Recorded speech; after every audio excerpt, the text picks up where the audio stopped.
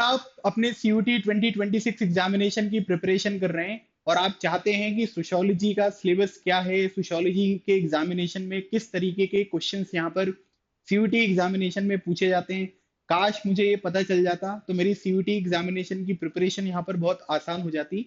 तो आप बिल्कुल सही वीडियो देख रहे हैं। Hello students, welcome to super grades. My name is Abhishek और आज मैं आप सभी के लिए एक बहुत इंपॉर्टेंट सेशन यहाँ पर लेकर आया हूँ, क्योंकि सोशियोलॉजी एक ऐसा सब्जेक्ट है जिसमें बहुत सारे आपको यहाँ पर ना ऑप्शंस अवेलेबल नहीं होते हैं कि सोशियोलॉजी के बारे में किसी ने बहुत अच्छे से आपको यहाँ पर एक्सप्लेन कर दिया है। लेकिन जब से सीयूटी एग्जामिनेशन यहाँ पर हो रहा है, मैं आपकी सोशियोलॉजी एग्जामिनेशन की प्रिपरेशन को अप टू द मार्क यहाँ पर बनाकर रखता हूँ ताकि आप अपने सीयूटी एग्जामिनेशन में बहुत अच्छा यहाँ पर परफॉर्म कर सकें। तो आज उसी सीरीज में मैं आपके सामने सोशियोलॉजी का सिलेबस डिस्कशन यहाँ पर करने वाला हूँ सीयूटी 2026 एग्जामिनेशन के लिए, और इस सेशन के बाद आपको सारी चीजें जो हैं वो यहाँ पर आसानी से समझ में आ जाएंगी।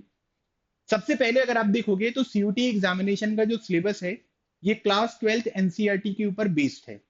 सोशियोलॉजी का सिलेबस जो है वो थोड़ा सा डिफरेंट क्यों है ये आपको समझना है, क्योंकि कई सारे अगर आप सब्जेक्ट यहाँ पर देखोगे तो वहां पर आपको ये पता चलेगा कि जो चीजें हमारे बोर्ड्स में आ रही थी वही चीजें हमारे सीयूटी एग्जामिनेशन में भी आ रही हैं।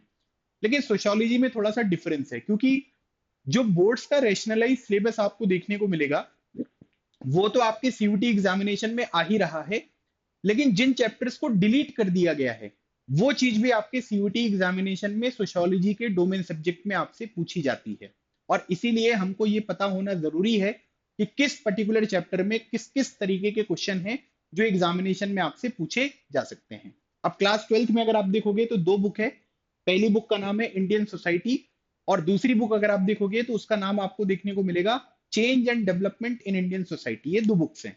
पहली बुक है जिसका नाम है इंडियन सोसाइटी। अब इंडियन सोसाइटी में जो पहला चैप्टर है जिसका नाम यहाँ पर क्या है, जिसका नाम है इंट्रोड्यूसिंग इंडियन सोसाइटी, अब उसको लोग ना इग्नोर कर देते हैं, उसके बारे में ज्यादा कुछ यहाँ पर बात ही नहीं करते हैं। लेकिन अगर आप देखोगे तो एक कॉन्सेप्ट है जिसे बोलते हैं सेल्फ रिफ्लेक्सिविटी। उस चैप्टर में तो यही बताया गया है कि इस पूरी की पूरी बुक को कैसे पढ़ना है। लेकिन आपको यह भी ध्यान रखना है कि उसमें एक टर्म है जिसे हम लोग बोलते हैं सेल्फ रिफ्लेक्सिविटी। वो यहाँ पर क्या होती है ना, उसके बारे में उस पर्टिकुलर चैप्टर में मेंशन किया गया है।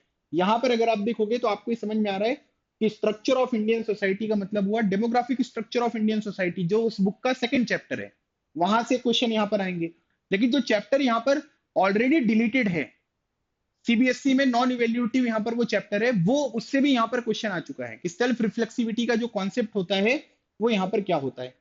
फिर स्ट्रक्चर ऑफ इंडियन सोसाइटी में अगर आप देखोगे तो यहाँ पर लिखा हुआ है डेमोग्राफिक स्ट्रक्चर और यहाँ पर दिया हुआ है rural urban linkages and division. ठीक है, अब ये दो लाइन में इन्होंने ये सिलेबस लिख दिया। मैं आपको यहाँ पर 10 क्वेश्चन बताता हूँ जो आपकी एग्जामिनेशन में यहाँ पर पूछे जा सकते हैं। जैसे अगर आप देखोगे तो यहाँ पर आपसे पूछेंगे सबसे पहले, है ना, कि यहाँ पर माल्थूसियन थ्योरी यहाँ पर क्या है।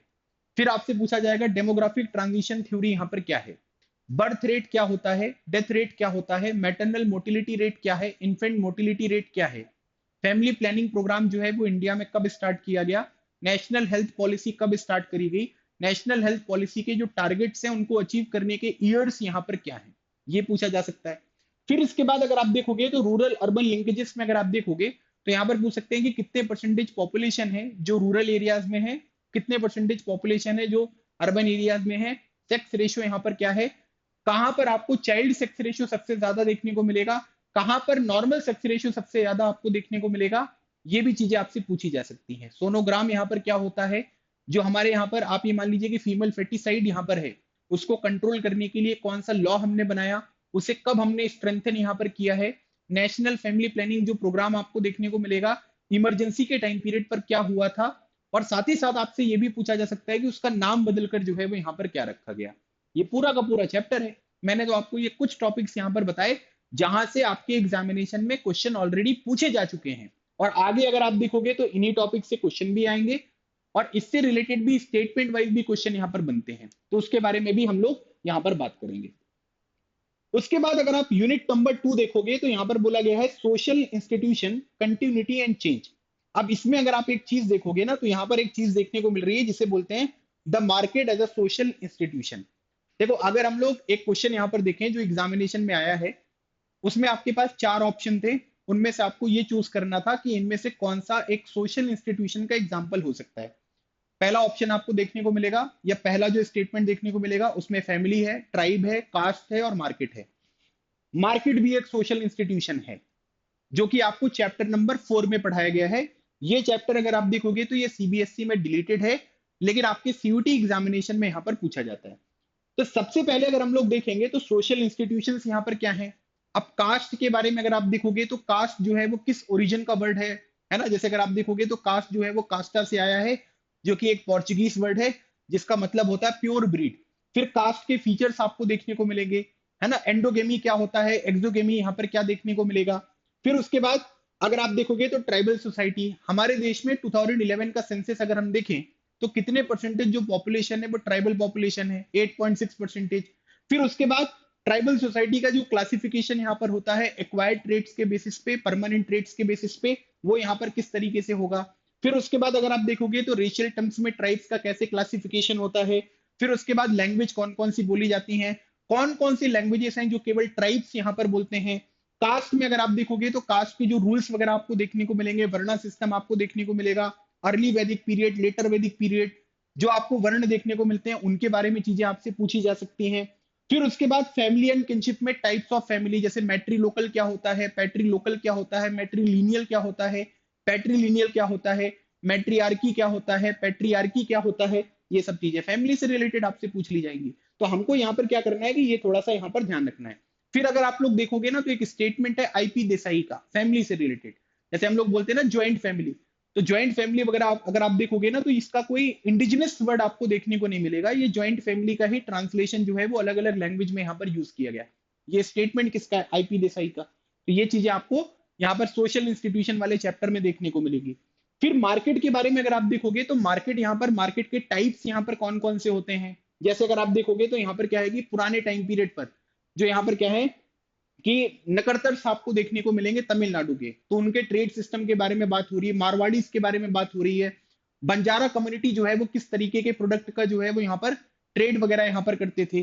फिर उसके बाद ग्लोबलाइजेशन का मार्केट के ऊपर क्या पॉजिटिव इंपैक्ट पड़ेगा, क्या नेगेटिव इंपैक्ट पड़ेगा, ये चीज भी हमको यहाँ पर देखने को मिलेगी।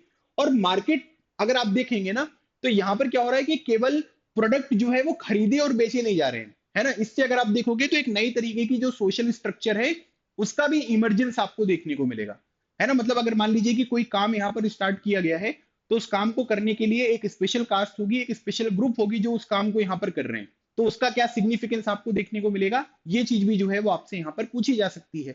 तो हमें याद रखना है कि ये सारे के सारे फैक्चुअल इंफॉर्मेशन है जो एग्जामिनेशन के लिए बहुत ज्यादा इंपॉर्टेंट यहाँ पर होते हैं। अब मैं आपके सामने जो है एक बहुत बड़ी डील यहाँ पर प्रेजेंट कर रहा हूँ। जैसे मान लीजिए कि आपको अपने सीयूटी 2026 एग्जामिनेशन के लिए चीजें प्रिपेयर करनी है और आप चाहते हैं कि अच्छे कॉलेज में एडमिशन हो, तो आपको लगभग जो है वो परफेक्ट स्कोर लेकर आना पड़ेगा। एग्जैक्टली अगर ये नहीं ला सकते हो तो इसके आसपास जो है वो आपका टोटल स्कोर यहाँ पर होना चाहिए, तभी आपके मनपसंद कॉलेज और मनपसंद कोर्स जो है वो आपको मिलेंगे। और इसके लिए अगर आप देखोगे तो करियर काउंसलिंग बहुत इंपॉर्टेंट होती है, सेक्शन वाइज सिलेबस को ब्रेक डाउन करना और एक स्मार्ट प्रिपरेशन स्ट्रेटेजी यहाँ पर क्या हो सकती है, जिसके बेसिस पे आप अपने एग्जामिनेशन के लिए चीजों को बहुत अच्छी तरीके से प्रिपेयर कर पाओगे और अपने एग्जामिनेशन में बहुत अच्छा परफॉर्म कर पाओगे। तो इसके लिए हमने आपको एक अपॉर्चुनिटी प्रोवाइड करी है कि आप लोग 1-on-1 सेशन जो है हमारे एक्सपर्ट मेंटोर्स के साथ जो है वो यहाँ पर बुक कर सकते हो। वो आपको इन सभी चीजों में यहाँ पर हेल्प करेंगे, आपकी प्रिपरेशन की जर्नी को कैसे आसान बनाया जा सकता है इसके बारे में बताएंगे। तो आप अभी डिस्क्रिप्शन में आपको एक लिंक मिलेगी, उसको फॉलो करके आज ही अपना जो यहाँ पर 1-on-1 सेशन है उसको यहाँ पर बुक करें, करियर काउंसलिंग कराएं और अपने कोर्सेज के बारे में यहाँ पर जाने कि कैसे आप अपने एग्जामिनेशन की प्रिपरेशन को बहुत आसान बना सकते हो। ठीक है, चलिए आगे बढ़ते हैं। अब अगला चैप्टर अगर आप देखोगे तो यहाँ पर आपको मिलेगा सोशल इनइक्वालिटी एंड एक्सक्लूजन।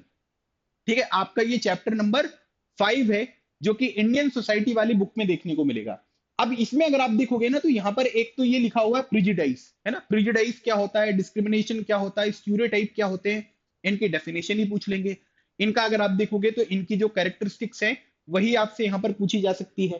फिर उसके बाद schedule caste, other backward classes यहाँ पर क्या है ना। जैसे शेड्यूल कास्ट और शेड्यूल ट्राइब्स की जो आपको देखने को मिलती है लिस्टिंग, ये लिस्टिंग यहाँ पर कैसे करी गई, जो ब्रिटिशर्स ने लिस्टिंग करी, क्या उसके बाद उनको बेनिफिट पहुंचाने के लिए भी कोई पर्टिकुलर इनिशिएटिव्स उनके द्वारा यहाँ पर लिए गए क्या, फिर उसके बाद marginalisation of the tribal communities. तो ट्राइबल कम्युनिटीज का मार्जिनलाइजेशन का मतलब यहां पर क्या हुआ, जैसे हम लोग यहां पर देखते हैं national development versus tribal development, कि भाई अगर हम लोग ये सोचें कि पूरे देश का डेवलपमेंट यहां पर होगा तो ऑटोमेटिकली जो है वो ट्राइबल डेवलपमेंट हो जाएगा, तो इनके केस में ऐसा नहीं हुआ। जैसे फॉर एग्जाम्पल आपने इंडस्ट्रीज वगैरह को स्टेब्लिश किया, आपने जो है वो यहाँ पर डैम्स वगैरह यहाँ पर बनाए, लेकिन क्या उससे जो बेनिफिट सभी लोगों को मिल रहा है, क्या वो ट्राइबल कम्युनिटीज को यहाँ पर मिल पा रहा है या नहीं मिल पा रहा है, वो मेन स्ट्रीम सोसाइटी का पार्ट यहाँ पर क्यों नहीं बन पा रहे हैं।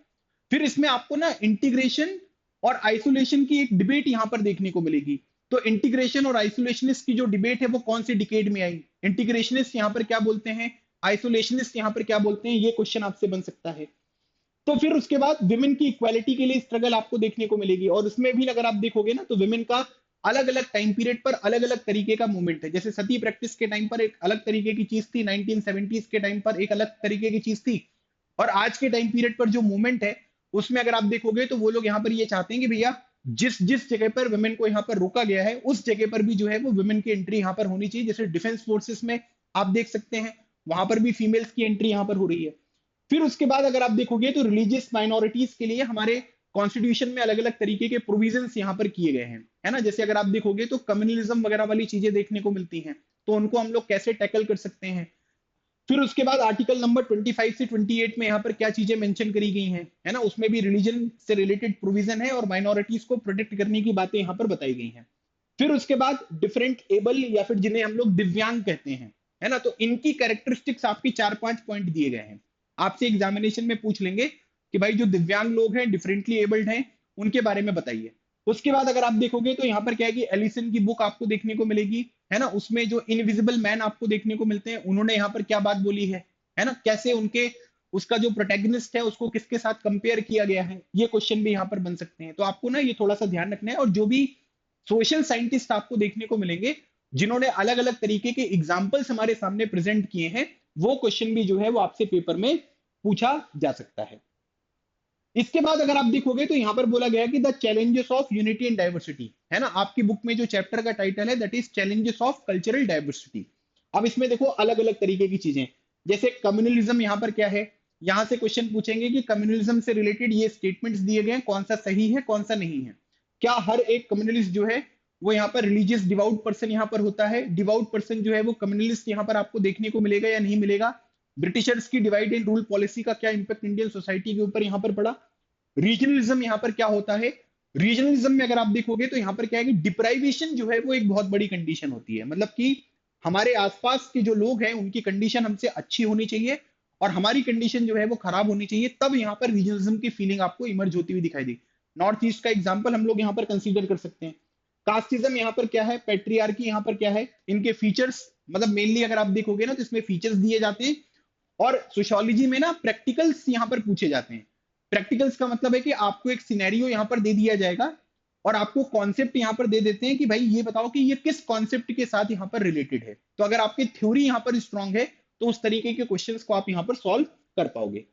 उसके बाद role of the state in a rural and unequal society, तो यहाँ पर आपको अफर्मेटिव एक्शन देखने को मिलेगा। आपसे पूछेंगे अफर्मेटिव एक्शन क्या है, रिजर्वेशन के जो प्रोविजंस आपको देखने को मिलते हैं वो यहाँ पर कैसे देखने को मिलेंगे, है ना। फिर उसके बाद प्लूरल और अनइक्वल सोसाइटी को यहाँ पर इक्वल करने के लिए, सब लोगों को इंक्लूसिव यहाँ पर डेवलप करने के लिए स्टेट ने किस किस तरीके के एक्शंस यहाँ पर लिए हैं उनके बारे में यहाँ पर बात होगी।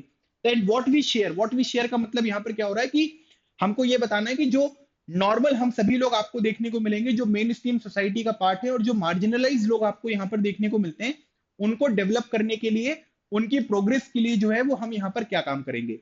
क्योंकि यहीं पर अगर आप देखोगे तो एक कॉन्सेप्ट आपको देखने को मिलेगा कि सोशल चेंज जो है वो केवल लॉ बनाने से नहीं होता है ना, हमें लोगों को अवेयर करना पड़ेगा, सोसाइटी में जो है वो चेंजेस लेकर आने पड़ेंगे, एटीट्यूड जो है वो यहाँ पर चेंज करना पड़ेगा, तभी इस तरीके की चीजें जो है वो चेंज होती हुई आपको दिखाई देंगी। तो ये क्वेश्चन भी जो है वो आपके पेपर में पूछा जा चुका है। अब इसके बाद हम लोग यहां पर बात करेंगे change and development in India, है ना, ये हमारी सेकंड बुक है। इंडियन सोसाइटी में इतनी बुक्स आपको देखने को मिल रही हैं। अब हम बात करेंगे change and development in India. तो यहां पर अगर आप देखोगे तो process of social change in India, तो सेकंड बुक के स्टार्टिंग के 2 चैप्टर, पहला चैप्टर अगर आप देखोगे तो आपको यहां पर क्या देखने को मिलेगा जिसे हम लोग बोलते हैं स्ट्रक्चरल चेंज, है ना। दूसरा अगर आप देखोगे तो आपको देखने को मिलेगा कल्चरल चेंज। अब यहां पर क्या है, स्ट्रक्चरल चेंज वाले जो चैप्टर है ना, इसमें पूछेंगे कि कॉलोनियलिज्म यहाँ पर क्या होता है ना। फिर उसके बाद अगर आप देखोगे तो यहाँ पर आपको देखने को मिलेगा इंपीरियलिज्म यहाँ पर क्या है, कॉलोनियलिज्म और इंपीरियलिज्म में डिफरेंस यहाँ पर क्या होता है।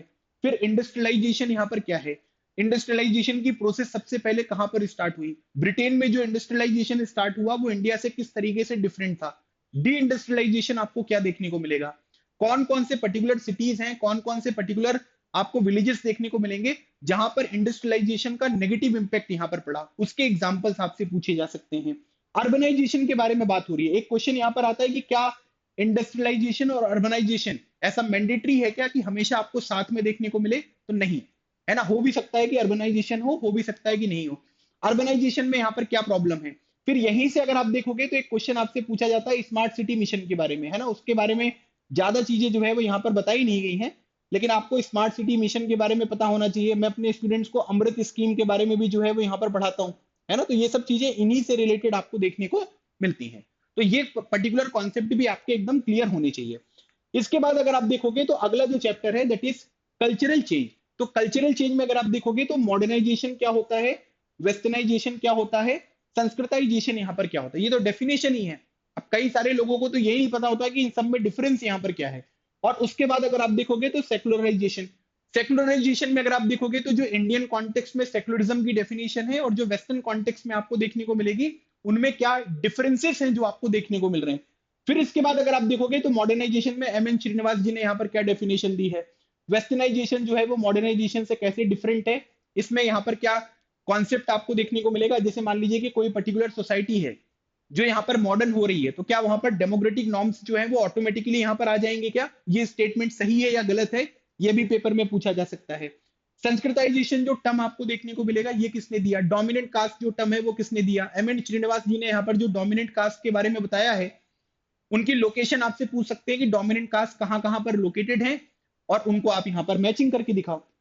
फिर सोशल रिफॉर्म मूवमेंट्स के बारे में बात हो रही है, इसमें हम लोग अलग अलग लोगों की बात करेंगे, जैसे राजा राम मोहन राय जी के बारे में बात करेंगे, ईश्वर चंद्र विद्यासागर के बारे में बात करेंगे, सती प्रैक्टिस यहाँ पर कब खत्म हुई, विडो रिमैरिज एक्ट जो है वो यहाँ पर कब आया।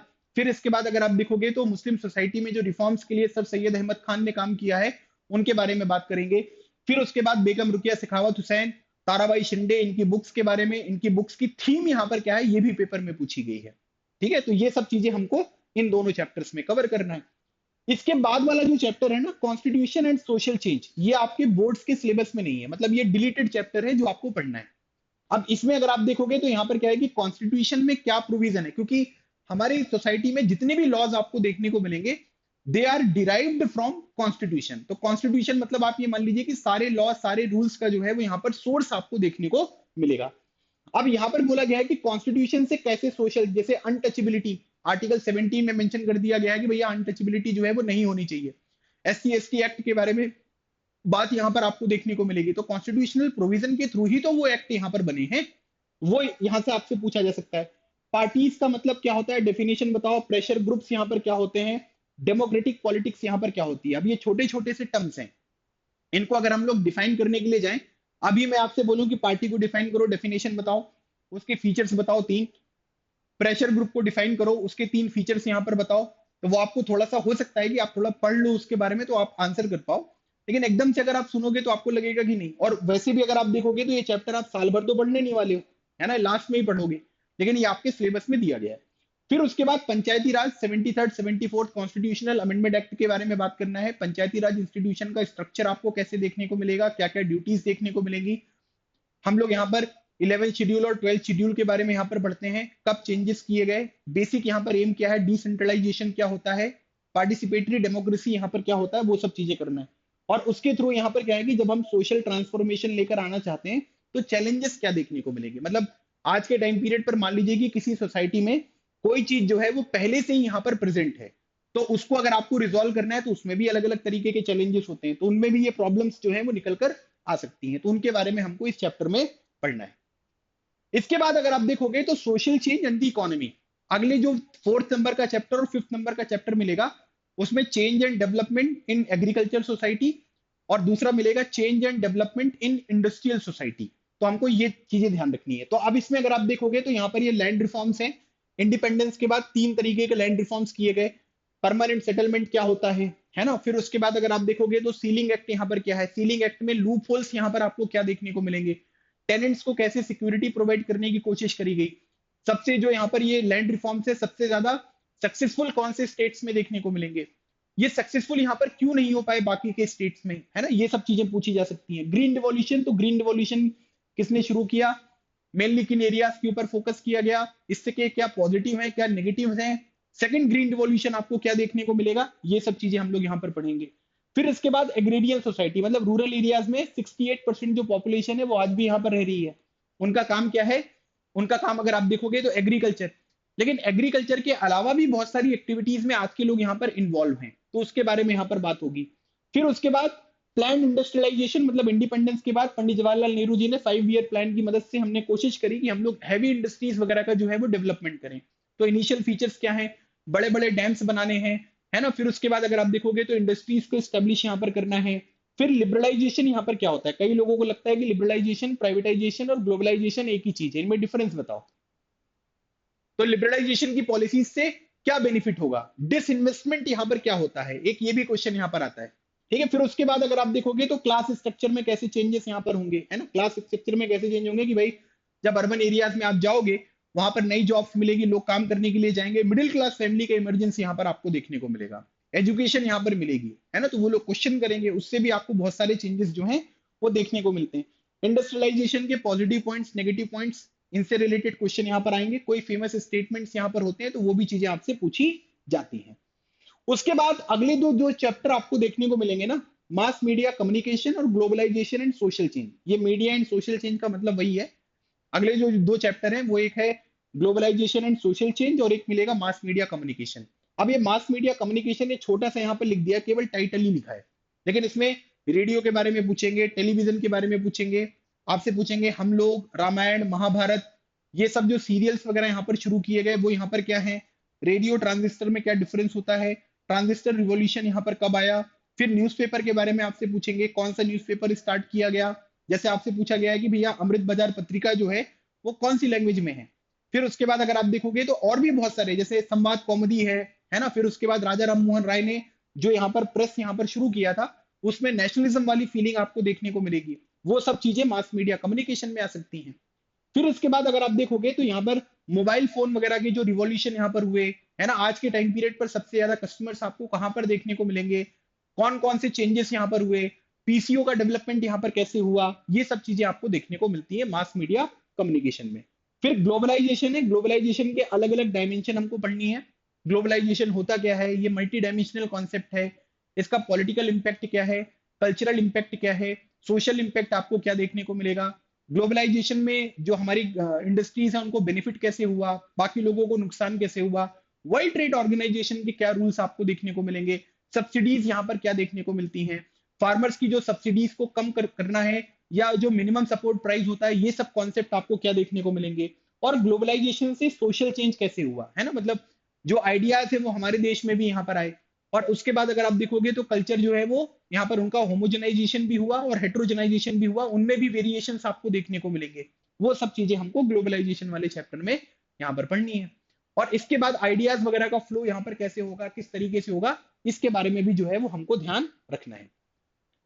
फिर इसके बाद हमारा आखिरी चैप्टर है दैट इज सोशल मूवमेंट्स। तो सोशल मूवमेंट्स होते क्या है, सोशल मूवमेंट और सोशल चेंज में जो है वो यहाँ पर क्या डिफरेंस होता है।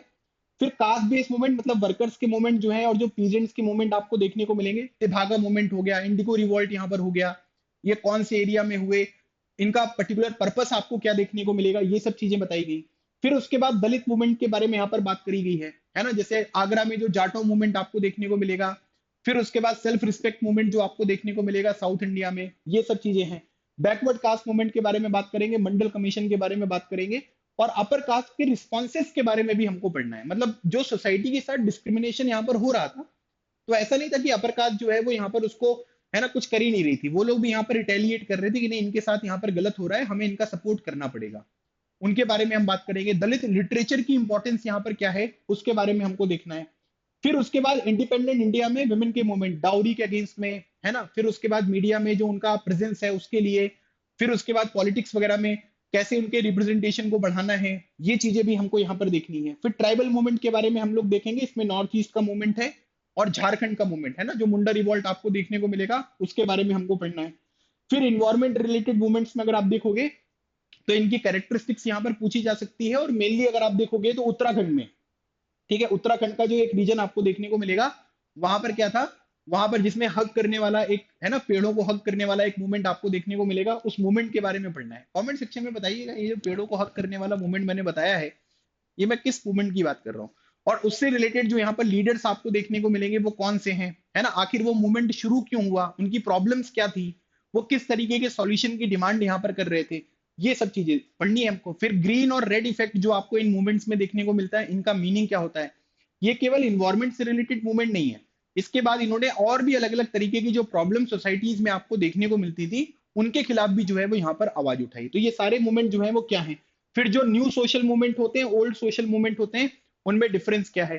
फिर पार्टीलेस जो यहाँ पर मूवमेंट है, उनका मतलब क्या होता है, इनकी इंपॉर्टेंस कैसे देखने को मिलेगी। फिर इसके बाद हम लोग देखेंगे सिविल सोसाइटीज के बारे में, सिविल सोसाइटीज यहाँ पर क्या होते हैं, एग्जाम्पल्स क्या होते हैं सिविल सोसाइटीज के, ये सब चीजें जो है वो आपके सिलेबस में यहाँ पर बताएगी। मतलब जितने मैंने टॉपिक्स आपको बताए हैं, ये वो सारे टॉपिक्स हैं जो ऑलरेडी आपके एग्जामिनेशन में इन टॉपिक्स के ऊपर क्वेश्चन जो है वो पेपर में यहाँ पर पूछा गया है। तो इन सब चीजों को बहुत सिस्टमेटिक तरीके से प्रिपेयर करना बहुत जरूरी है, अगर आप सोशियोलॉजी जैसे सब्जेक्ट में फुल स्कोर यहाँ पर करना चाहते हैं।